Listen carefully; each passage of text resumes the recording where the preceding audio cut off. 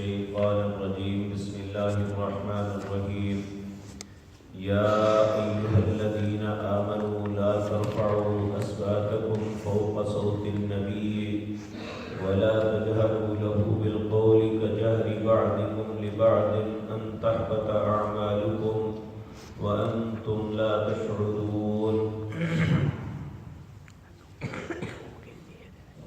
حضرات محترم، اللہ کی اس کائنات کے اندر اللہ کی ذات کے بعد سب سے زیادہ اگر کوئی شخصیت اس بات کا حق رکھتی ہے کہ ان کی عزت کی جائے تو وہ جناب محمد رسول اللہ صلی اللہ علیہ وسلم. اور یاد رکھیں یہی انسان کی ایمان کی اور کفر کی علامت ہے. اگر وہ کائنات کی ہر چیز سے بڑھ کے رسول اللہ سے محبت کرتا ہے تو یہ ایمان کی علامت ہے. اگر کوئی شخص ظاہراً یا پوشیدہ حتیٰ کہ اپنی سوچ کے اندر بھی نبی کریم صلی اللہ علیہ وسلم کے متعلق غلط تصورات رکھتا ہے تو وہ شخص کفر میں مبتلا ہوا اور برباد ہو گیا. تو سوال یہ پیدا ہوتا ہے آپ کی عزت ہے کیا؟ آپ کی عزت کا مطلب یہ ہے کہ آپ کی ذات کو بڑھا کے اللہ کے برابر کر دیا جائے اور اللہ کو نعوذ باللہ آپ سے نیچے کر دیا جائے. یہ عزت نہیں ہے، بلکہ عزت یہ ہے کہ نبی کریم صلی اللہ علیہ وسلم کی بات پر کسی دوسری کی بات کو فوقیت نہ دی جائے، اور اسی طرح رسول اللہ صلی اللہ علیہ وسلم کے سامنے بلند آواز سے بات نہ کی جائے. بلکہ یہ آیت اتری ہی اس امت کے دو بہترین لوگوں کے متعلق. حضرت انس بن مالک رضی اللہ تعالی عنہ کہتے ہیں قریب تھا کہ امت کے یہ بہترین لوگ برباد ہو جاتے ہیں. وہ امت کے بہترین افراد کون تھے؟ سیدنا ابو بکر اور سیدنا عمر رضی اللہ تعالی عنہما. واقعہ یہ ہوا کہ ہجرت کے 9ویں سال بنو تمیم کا ایک اونٹ سوار وفد آیا.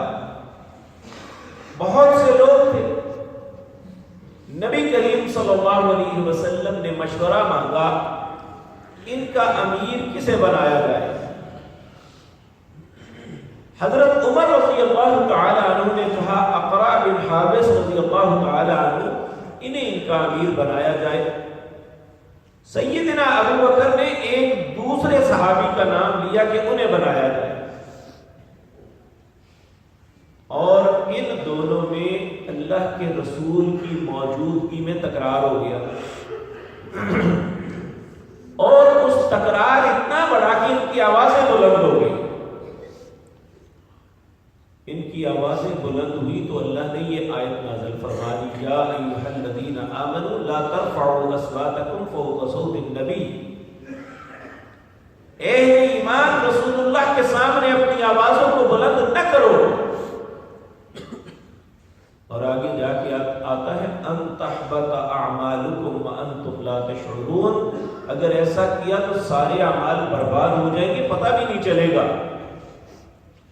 سیدنا انس بن مالک رضی اللہ تعالی عنہ فرماتے ہیں اس کے بعد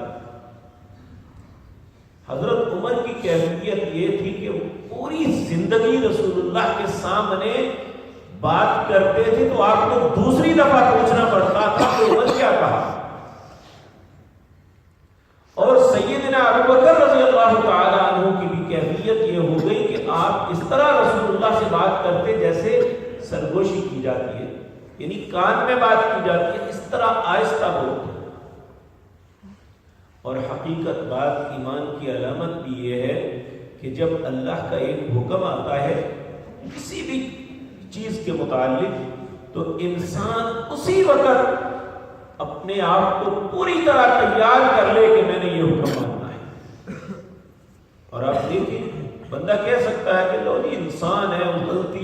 ہے پھر کیا ہوا، ایسا ہو گیا.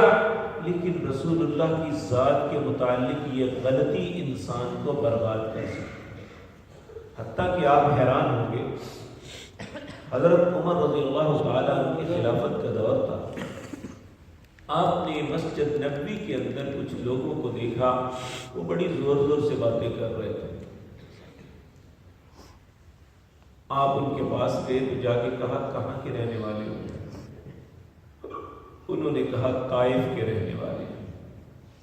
آپ نے فرمایا اگر تم مدینے کے رہنے والے ہوتے تو میں اس درے کے ساتھ تمہیں مارتا. تمہیں احساس نہیں جس طرح رسول اللہ صلی اللہ علیہ وسلم کی زندگی میں ان کے سامنے بلند آواز سے بات کرنا حرام ہے، اسی طرح آپ کی زندگی کے بعد بھی آپ کا احترام اسی طرح ہے کہ یہاں پہ بلند آواز سے بات نہیں کریں. اور ایک ائمہ محدثین نے اور بڑی عجیب بات کہی ہے. اس نے کہا وہ بھی شخص بے ادب ہے، جاہل ہے کہ اس کے سامنے رسول اللہ کا حکم پیش کیا جائے، وہ یا اپنی بات کرے یا اپنے کسی مولوی پیر امام کی بات کرے. یعنی رسول اللہ کے مقابلے میں اگر دوسروں کو لاتا ہے تو آپ کے سامنے دوسرے کو بلند کرنے کی کوشش کر رہا ہے. اور ایسے شخص کے متعلق بھی یہی اصول اور قانون ہے، ان تحبط اعمالکم وانتم لا تشعرون. اس کے اعمال برباد ہو جائیں گے، اسے پتہ بھی نہیں چلے گا. اور دوسری بات یہ سمجھائی جا رہی ہے وَلَا تَجْهَرُوا لَهُ بِالْقَوْلِ كَجَهْرِ بَعْضِكُمْ لِبَعْضٍ. رسول اللہ صلی اللہ علیہ وسلم سے اس طرح بات نہیں کرنی جس طرح تم ایک دوسرے سے کرتے ہیں. اور آج دیکھیں بدقسمتی کتنی بڑی ہے.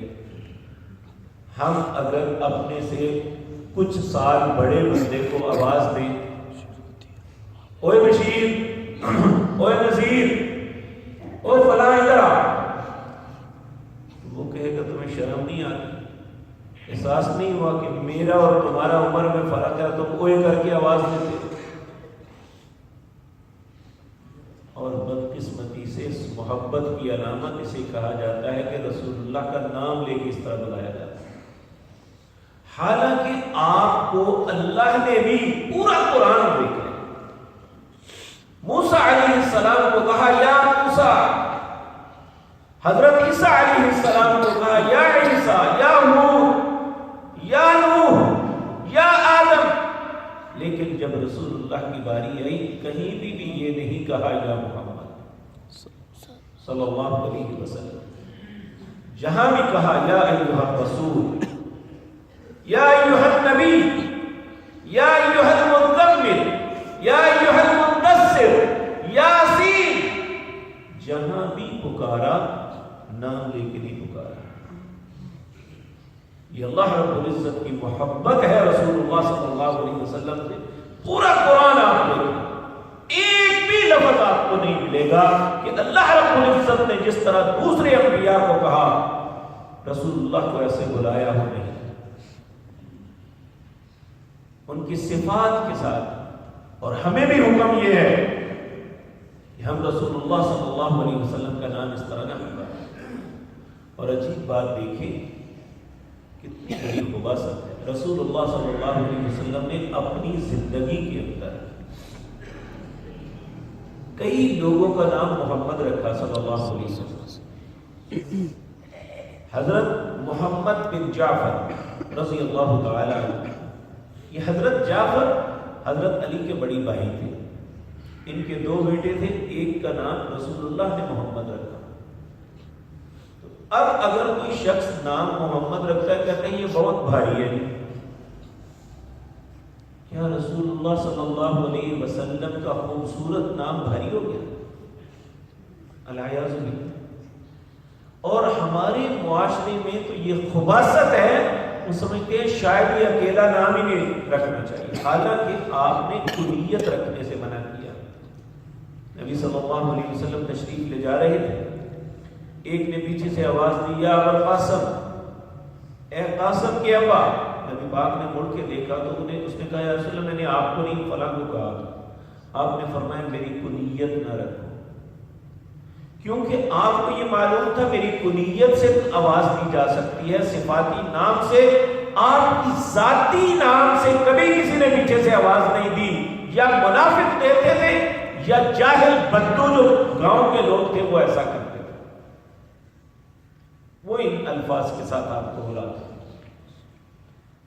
اللہ رب العزت نے اس کائنات کے اندر اپنی ذات کے بعد سب سے زیادہ عزت اور احترام کے لائق جو شخصیت بنائی ہے وہ محمد رسول اللہ کی ذات صلی اللہ علیہ وسلم۔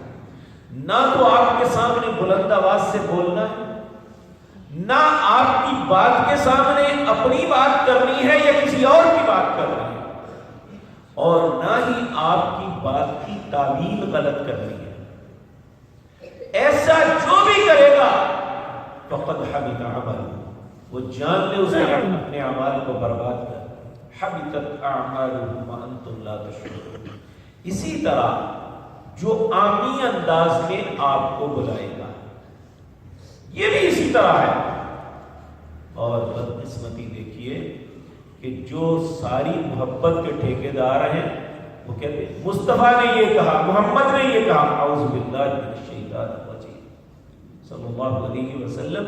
جس طرح ایک عام انسان ہے اور یہ اس طرح بول رہے ہیں کہ جس طرح کوئی چھوٹے بھائی کے متعلق بات کی جائے، اور الزام ہم پہ ہے کہ یہ اپنے بڑے بھائی کے برابر سمجھتے ہیں۔ ہم تو کائنات میں اللہ کی ذات کے بعد سب سے عظیم تر اگر کسی کو سمجھتے ہیں تو وہ رسول اللہ صلی اللہ علیہ وسلم۔ لوگوں کے نصیب میں یہ نہیں ہے کہ رسول اللہ کا فرمان لوگوں کو سنائے، ہم تو ساری زندگی اسی بات پہ چلتے ہیں کہ اللہ کے رسول کے فرامین کو پڑھیں اور لوگوں تک پہنچائیں۔ اور آپ کی عزت بھی یہ ہے جب آپ کا فرمان آ جائے تو باقی ساری باتیں چھوڑ دے، اپنا فرقہ، اپنا مولوی، اپنا پیر، اپنا امام، اپنے ماں باپ، سارا معاشرہ، ساری حکومتیں، ہر چیز اللہ کے رسول صلی اللہ علیہ وسلم کی جس طرح ذات پہ قربان اسی طرح بات پہ بھی قربان ہے۔ تو اللہ رب العزت اہل ایمان کو نبی کریم صلی اللہ علیہ وسلم کے متعلق یہ ادب بتا رہے ہیں، یا ایھا الذین آمنوا لا ترفعوا اصواتکم فوق صوت النبی۔ ایک صحابی کے ثابت بن قیس رضی اللہ تعالی جب یہ آیت اتری تو یہ رونے شروع ہو گئے، حتیٰ کہ روتے روتے ہچکی بن گئی۔ گھر گئے اپنی بیوی سے کہنے لگے کہ میں اپنے گھوڑوں کے استبل میں جا رہا ہوں، اس کا دروازہ بند کر کے کیل لگا دو، میخے لگا دو تاکہ میں باہر نہ نکل سکوں، میں تو برباد ہو گیا، میں تو جہنمی ہوں۔ اعوذ باللہ من الشیطان۔ اللہ اکبر۔ کیوں ایسا کہا؟ ان کی قدرتی طور پہ آواز بلند تھی، جب بات کرتے تو بڑی بلند آواز ہوتی، کہنے لگی کہ میں تو ساری زندگی اسی طرح بات کرتا رہا، میں تو برباد ہو گیا، میں تو جہنمی ہوں۔ یہ پھر کئی دن تک رسول اللہ کی مجلس میں نہ آئے۔ نبی کریم صلی اللہ علیہ وسلم نے پوچھا وہ ثابت بن قیس کیوں نہیں آ رہے؟ ایک صحابی کہنے لگا یا رسول اللہ میں آپ کو پتہ کر کے بتاؤں گا۔ وہ ان کے گھر گئے، نہ ملے، پتہ چلا وہ اپنے گھوڑوں کے استبل میں۔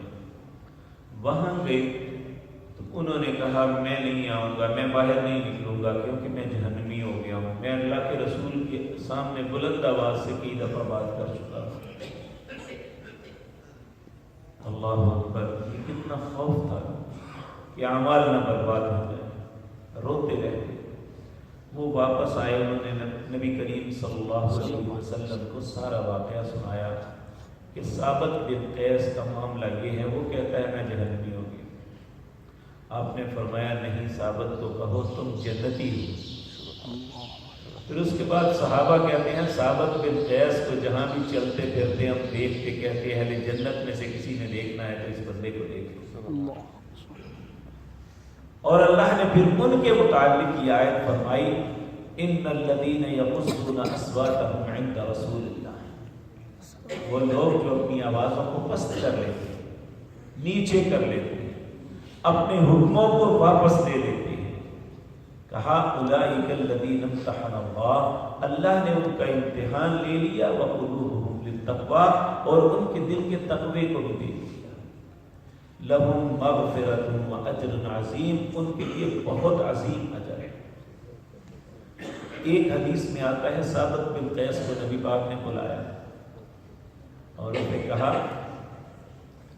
ثابت فکر نہ کر، اللہ تمہیں جنت دے گا، تم ایک بہترین زندگی گزارو گے اور تم شہادت کی موت مرو گے.